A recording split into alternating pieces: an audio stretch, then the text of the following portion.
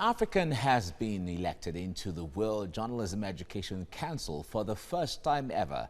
He is Professor Ralph Akinfeleye, a professor of journalism and mass communication at the University of Lagos here in Nigeria. Ola Awakon was in his office to know his plans for the profession in Africa through his new portfolio. That's a good question. This is Professor Ralph Afolabi Akinfeleye, the past head of the Department of Mass Communication at the University of Lagos in Nigeria. His election into the World Journalism Education Council as the first African to attain the height is perhaps one of the greatest news in the journalism community in Nigeria at the moment. For the man who wears the shoes, he feels honored to be elected among over 600 participants from 70 countries at the World Journalism Education Congress in France. I'm so delighted to be elected into the Council of the World Journalism Education Congress, and I'm so happy. It's just beyond my imagination.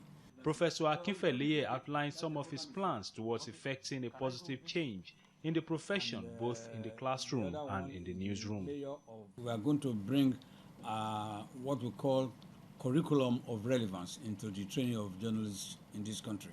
We are going to educate our colleagues to be able to control this new dimension of what they call fake news. I'm going to appeal to our colleagues also in other countries to understand African communication systems, to make sure as much as possible to inculcate the African communication systems in their curricula.